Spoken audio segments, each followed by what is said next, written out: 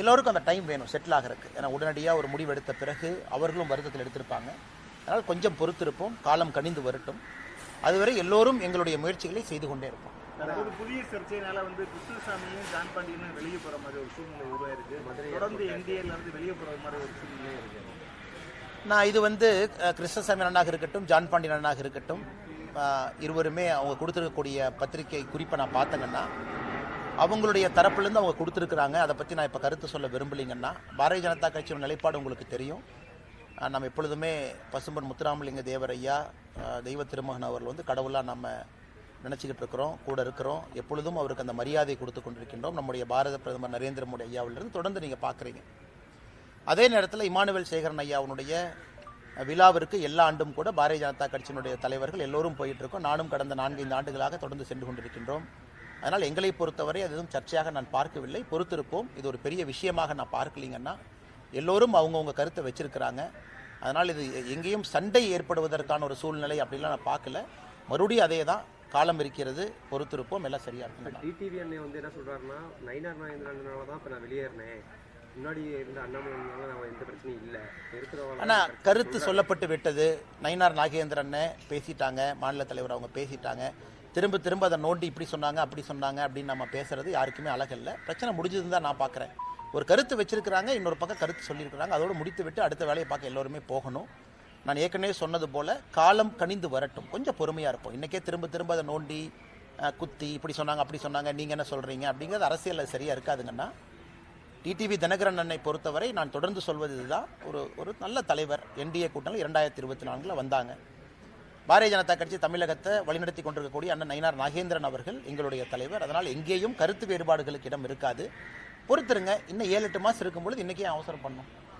ஆளுங்கட்சியை பார்த்து ஆளுங்கட்சி தாவேக்காவை பார்த்து உச்சகட்ட பயத்தில் இருக்கு அப்படின்னு அண்ணா, அதாவது இன்னைக்கு சகோதரர் விஜய் அவர்கள் கட்சி ஆரம்பிச்சிருக்கிறாங்க. மதுரை மண்ணில், இதே மண்ணில் இப்போதான் மாநாளம் நடத்தி முடிச்சிருக்கிறாங்க. அண்ணா, ஒரு கவர்னன்ஸ் பாலிடிக்ஸ் அப்படிங்கிறது 24 மணி நேரம் செய்யக்கூடிய ஒரு வேலைங்கண்ணா. நீங்கள் அவைலபிளாக இருக்கணும். அது ஒரு முழு நேர வேலை. ஒரு முதலமைச்சராக, அமைச்சராக, சட்டமன்ற உறுப்பினராக, பாராளுமன்ற உறுப்பினராக, இல்லை கட்சியினுடைய தலைவராக 24 மணி நேரமும் களத்தில் இருக்கணும். இன்னைக்கு தமிழக மக்கள் என்ன எதிர்பார்க்குறாங்கன்னா, இன்னைக்கு தாவேகா நாங்கள் ஒரு சீரியஸான கட்சி, தமிழக மக்களுக்கு ஒரு மாற்றம் தரக்கூடிய கட்சின்னு அவங்க சொல்கிறாங்க அப்படின்னா, அதே வேகத்தை களத்தில் 24 மணி நேரம் பார்க்க வேண்டும் என்று நினைக்கின்றார்கள்.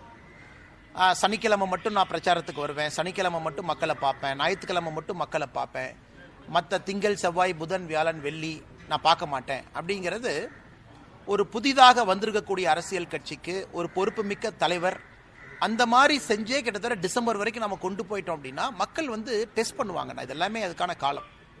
இன்னைக்கு தாவேகா நாங்கள் திமுகவுக்கு எதிரி அப்படின்னு அவங்க பறைசாட்டுறாங்கன்னா, அந்த வேகத்தை களத்தில் காட்டும் பொழுது மட்டும்தான் மக்கள் நம்புவாங்க. இன்னைக்கு ஏன் திராவிட முன்னேற்ற கழகத்திற்கு மாட்டு தேசிய ஜனநாயக கூட்டணி மக்கள் நம்புறாங்க, எதிர்பார்க்கறாங்கன்னா, இன்னைக்கு தலைவர்கள் ஃபுல் டைம் அவைலபிளாக இருக்காங்க. நம்ம எதிர்கட்சி தலைவராக இருக்கட்டும், முழு நேரம் ஒரு பக்கம் இருக்கிறாங்க. பாரதிய ஜனதா கட்சியினுடைய தலைவர்கள் முழு நேரம் அவைலபிளாக இருக்கிறாங்க. யார் வேண்டாலும் ஒரு பொதுமக்கள் யார் வேண்டுமானாலும் சந்திக்க முடியும். பாரதிய ஜனதா கட்சியினுடைய கூட்டங்கள் பார்த்தீங்கன்னா தினமும் நடக்கும். அதனால் தாவேக்காவை பொறுத்தவரை நான் வெளியிருந்து சொல்லுகின்ற கருத்து, நாங்கள் தான் மாற்று, நாங்கள் தான் எல்லாத்துக்கும் மாற்று, தமிழகத்திற்கு நாங்கள் தான் விடிவெளின்னு அவங்க சொல்ல வர்றாங்கன்னா, 7 நாட்களும் மாசத்துல 31 நாளும் 30 நாளும் 24 மணி நேரமும் மக்களுக்கு அவைலபிளாக இருக்கும் பொழுது மட்டும்தான் ஏற்றுக்குவாங்க. கட்சியினுடைய தலைவரே நான் மக்களை பார்ப்பேன், ஆனால் வீக்கெண்ட் மட்டும்தான் பார்ப்பேன், நான் திங்கள்லேருந்து வெள்ளிக்கிழமை வரைக்கும் பார்க்க மாட்டேன்னா, எந்த அளவுக்கு சீரியஸாக அவங்க அரசியல் களத்தையும் பாலிடிக்ஸையும் எடுத்துக்கிறாங்க அப்படிங்கிற கேள்விக்குறி மக்கள் வைக்கிறாங்க. அதனால் அதையும் பத்திரிகை நண்பர்கள் நீங்கள் கேட்க வேண்டிய கடமையும் கேள்வியும் உங்களுக்கு இருக்கு. அதையும் நீங்க அந்த தலைவர்கள் களத்துக்கு வரும்போது கேட்பீங்கன்னு நான் நம்புறேன்.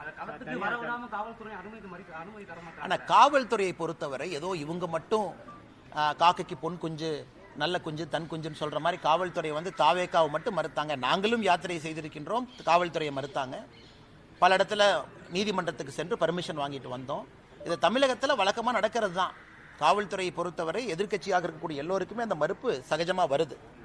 ஏன்னா காவல்துறை சில இடத்துல நியாயமான காரணம் இருக்கு, சில இடத்துல நியாயமில்லாத காரணம் இருக்கு. நம்ம காவல்துறையை குறை சொல்வதை விட்டு, சரி காவல்துறை அனுமதி கொடுக்கலன்னா கோர்ட்டுக்கு போய் அனுமதி வாங்கலாமே, யார் வேண்டான்னு சொன்னது? அதனால் திரும்ப திரும்ப காவல்துறையில யாரோ ஒரு அதிகாரி அனுமதி மறுத்தாங்க, அதனால பாருங்க எங்களை பார்த்து பயந்துக்கிட்டாங்க. மக்கள் தாவேக்காவை பார்த்து ஆதரவு கொடுப்பது அல்லது திமுக தாவேகாவை பற்றி எப்போ பயப்படுவாங்கன்னா 24 மணி நேரம் களத்தில் இருக்கும் பொழுது மட்டும்தான் அந்த எழுச்சி வரும். அதனால் இன்னைக்கு காரணத்தை திருப்பி காவல்துறையின் மீது காரணத்தை வைப்பது, இவர்கள் மீது காரணத்தை வைப்பது, நான் ஒரு அரசியல் பார்வையாளனாக, நானும் ஒரு அரசியல்வாதியாக, நானும் இந்த நாட்டினுடைய குடிமகனாக நான் அதை ரசிக்கலிங்கண்ணா. களத்தில் அக்ரெசிவா 24 hours 7 நாள் இருங்க, 7 நாள் யாத்திரை பண்ணுங்க. யார் வேண்டான்னு சொன்னது? காவல்துறை இங்க அனுமதி கொடுக்கலையே, இன்னொரு அனுமதி இடத்துல வாங்குங்க. ஏன்னா இங்க வர்ற மக்கள் என்ன வராம போயிடுவாங்களா? இங்க நான் மக்களுக்கு ஒன்றும் நினைக்கிறேன், இங்க காவல்துறை அனுமதி கொடுக்கல, சரி சேலஞ்ச் எடுத்துக்கங்க, 1/2 கிலோமீட்டர் தள்ளி வைங்க, மக்கள் அங்க வரமாட்டாங்களா? இவ்வளவு தூரம் வந்த மக்கள் 1/2 கிலோமீட்டர் வந்து பார்க்க மாட்டாங்களா? அதனால் இதெல்லாமே ஒரு சாக்காகத்தான் நான் பார்க்குறேங்கன்னா, ஆக்டிவ் பாலிடிக்ஸ், சிஎஸ் பாலிடிக்ஸ் பண்றவங்க முழு நேரம் களத்தில் இருக்கணும். அது மக்களுடைய அடிப்படை எதிர்பார்ப்பு. சார், தனியார் தொலைக்காட்சி பேட்டியில் வந்து திமுக கூட்டணி தற்போது வலுவாக உள்ளது, வருங்காலங்களில் வந்து மக்கள் வந்து இதுவரைக்கும் எதிர்ப்பு தெரிவிக்கல, வருங்காலங்களில் வந்து இந்த எதிர்ப்பலையாக மாறும்போது நான் இப்போ அடிப்படை பிரச்சனை என்னன்னாங்கன்னா, ஆங்கிலத்தில் பேசக்கூடிய ஒரு இன்டர்வியூவை அதை தமிழில் மொழியாக்கம் செய்து அதை சொல்லும் பொழுது அந்த கருத்துக்கள் தவறாக வெளியே வருவது ஒரு வருத்தத்துக்குரிய விஷயங்கண்ணா. அது ரொம்ப துரதிருஷ்டவசமான விஷயம் கூட. காலையில் நான் சம்மந்தப்பட்ட நாளிதழுக்கு நான் அழைத்து பேசினேன், எடிட்டர் அவங்ககிட்ட பேசினேன், எல்லாத்துலேயுமே பேசினேன். அது சரி செய்வதாக கூட அவங்களும் முடிவளித்திருக்கின்றார்கள். காரணம் ஆங்கிலத்தில் பேசும்பொழுது அது வரும்.